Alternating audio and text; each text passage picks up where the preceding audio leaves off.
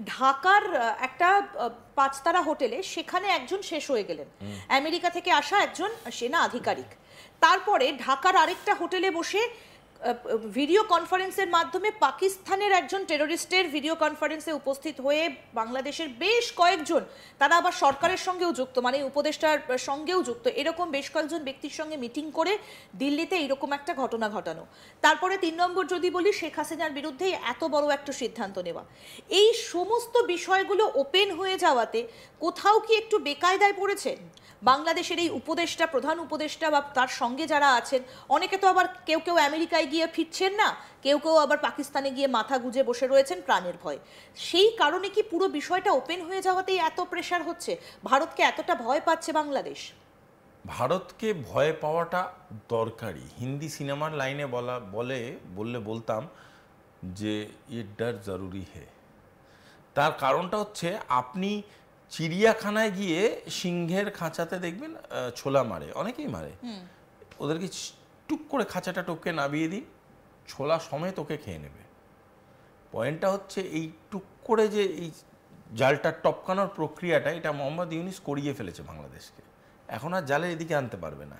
এবার সিংহ আর উনি, সিংহ উনাকে খায় নাকি হালুম করলেই হার্ট ফেল করে যাবে, সময় বলবে। পয়েন্টটা হচ্ছে, লোকে পালাচ্ছে কেন? লোকে পালাচ্ছে এই কারণে, বহু বড় দিগ্গজের কথায় যাকে বলা হয় স্লিপিং এলিফ্যান্ট, সেই স্লিপিং এলিফ্যান্ট একটু নড়ে চড়ে বসেছে। 3টে সিংহ আস্তে আস্তে নিজের চোখটা খুলে দাঁড়িয়েছে।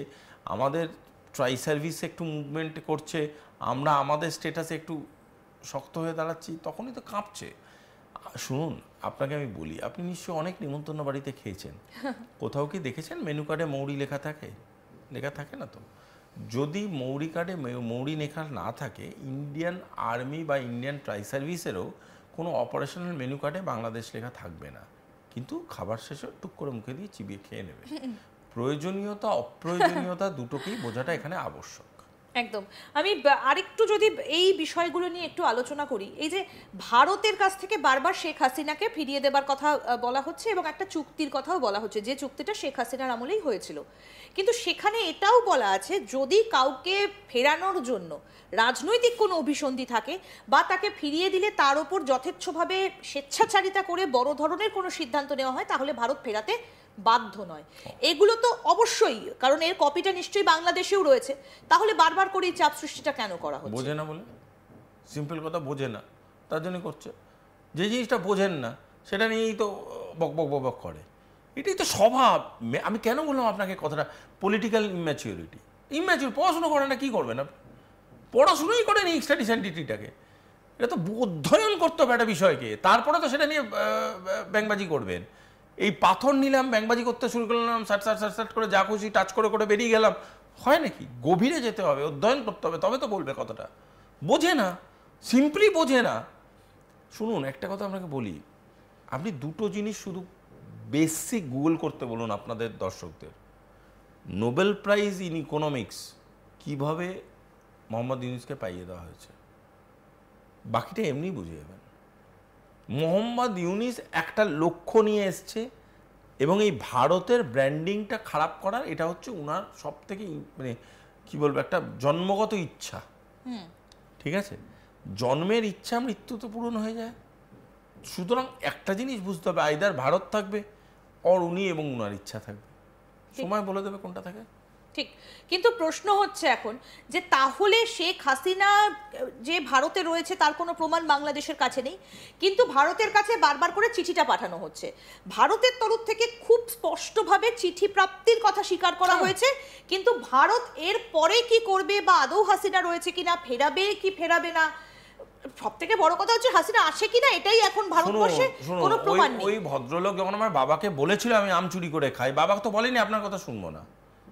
বলছে হ্যাঁ কী হয়েছে মশাই? বলেছে আম চুরি করে খায় আপনার ছেলে। যতবার বলবে আম চুরি করে খায় আপনার ছেলে, আমার বাবা শুনবে?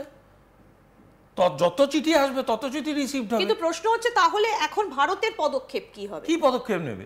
পদক্ষেপটা কেন নেবে আমাকে একটা কথা বলুন, পদক্ষেপটা নেবে কেন? বাংলাদেশে বসে ভারতের বিরুদ্ধে নানা রকম ষড়যন্ত্র, কিছু আসে না। আমি এখানে বসে বলছি অমিতাভ বচ্চন ভালো অ্যাক্টিং পারে না, এটা অমিতাভ বচ্চন সম্মানে লাগছে? লোকে আমাকে ঘটনাটা ঘটেছে পরে যে আরো কোথাও টার্গেট করা হবে না বাংলাদেশে বসে, বাংলাদেশের মাটিকে ব্যবহার করে, কারণ যেভাবে ন্যাশনাল সিকিউরিটির কিভাবে রেসপন্স করতে হবে এটা অন্য ভাগ, এটা অন্য বিভাগ। কিন্তু যদি ডিপ্লোমেসির ক্ষেত্রে এটা বলা হয় তাহলে সেটাকে অন্যভাবে ট্যাকেল করা হবে। ন্যাশনাল সিকিউরিটি তো অবভিয়াসলি আমি আপনাকে বলছি, আপনার ভীষণ ভ্যালিড এটা একটা পয়েন্ট, এটা ভাবনার বিষয়। এবং যারা যারা ইনভলভড আছে, সেটা শুধু বাংলাদেশ পাকিস্তান বলে না, তার সাথে তুরস্করও নাম উঠছে, বিভিন্ন দেশের বিভিন্ন ডিপ স্টেটের নাম উঠছে, তাদের এগেনস্টে একটা টোটালিটিতে ভাবনা চিন্তা হবে, গভীর অধ্যয়ন হবে, এটা ঠিক কথা। কিন্তু যদি এটাকে এই বলা হয় যে বাংলাদেশ এবং হাসিনা ম্যাটারটা থাকে, তাহলে আমার কাছে জিনিসটা ভীষণ ক্লিয়ার, ক্রিস্টাল ক্লিয়ার, যে হাসিনা স্ট্যাটাসটা কি, ম্যাডাম হাসিনা কোথায় আছে, ম্যাডাম হাসিনা কোথায় আছে সেটার স্বীকারোক্তিটা কোথায় আছে। তারপরে তো এক্সট্রাডিশন। আমরা যদি ভুটানে থাকে সেখানে কি করে বলবে, যদি ভিয়েতনামে থাকে সেখানে কি করে বলবে, যদি লন্ডনে থাকে, যদি করাচিতে থাকে, আমি কালকে আপনার এখানে এসে বলতে ম্যাডাম হাসিনা ইসলামাবাদে লুকিয়ে রেখেছে আইএসআই, কি করবেন? কিছু তো করার নেই। তাহলে ইসলামাবাদের সাথে বুঝে নিন ভারত কি করবে সেখানে, ভারতের করণীয়টা কি? আরে ভারতে আছে কিনা এটাই জানি না আমরা কেউ, আর ওনারা বলে যাচ্ছেন ভারত ভারত ভারত ভারত করে যাচ্ছে, করতে দিন না। এই যে মোহাম্মদ ইউনূস বারবার করে ভারতকে শত্রু প্রতিপন্ন করেছে, আসলে তো ভারত বন্ধু বাংলাদেশ, এটা বারবার হয়েছে, কিন্তু তাকে দিয়ে যারা বলিয়ে নিচ্ছে তারাই কি এবার মোহাম্মদ ইউনূসেরকে বাধ্য করেছে হাসিনার পা ধরতে? শুধু তা নয়, পা ধরতে এরা মোহাম্মদ ইউনূসের অনেক বড় ক্ষতি করতে পারে, কারণ এরা তো আমি একটা কথা একটু এখানে বলতে চাই, আমি আপনার কাছে জানতে চাইবো যে বারবার করে সিআই এর কথা বাংলাদেশের মাটিতে বারবার করে উঠে এসেছে, সেটা সেন্ট মার্টিন হোক বা বাংলাদেশের বিভিন্ন যে এলাকা, চট্টগ্রাম হোক, যে জায়গাগুলো হোক, সিআই এর কথা বারবার করে উঠে এসেছে যে সিআইএ এগুলো করাচ্ছে, অসমর্থিত সূত্র হোক বা অন্য কোনো সূত্র হোক, বারবার করে সিআই এর নাম উঠে আসছে। তাহলে কি এবার সিআই এর তোপের মুখেই মোহাম্মদ ইউনূস? আমি সরাসরি এই বিষয়টা একটু জানতে চাই। দেখুন, সিআইএ একা মোহাম্মদ ইউনূসকে ওখানে রেখে দেয়নি, ডিপ স্টেট রেখেছে, তাতে সিআইএ এর একটা অংশ থাকলেও থাকতে পারে, আমরা প্রমাণ ছাড়া এসব কথা বলা উচিত না, আমরা বাংলাদেশ নই, কিন্তু ডিপ স্টেটের প্রেজেন্স আছে, এটা 100% আছে। এই ডিপ স্টেটের মধ্যে কোন কোন এজেন্সি আছে, কোন কোন ইনভেস্টার্স আছে, কোন কোন কর্পোরেটস আছে, কোন কোন দেশের রাষ্ট্রপ্রধানরা আছে, এটা তো সময় বলবে।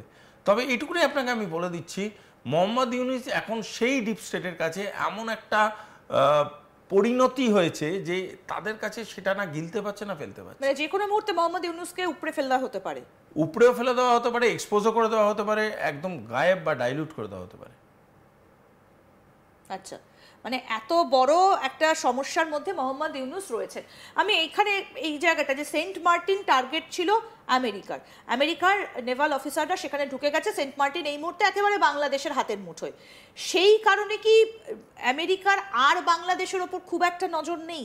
কারণ যে কাজটা তারা করতে চেয়েছিল সেটা তারা করে ফেলেছে। হাসিনার সঙ্গে তো এখান থেকেই বিরোধ, যেটা পরে প্রকাশ্যে এসেছে, যে সেন্ট মার্টিন হাসিনার কাছ থেকে তারা দাবি করেছিলেন।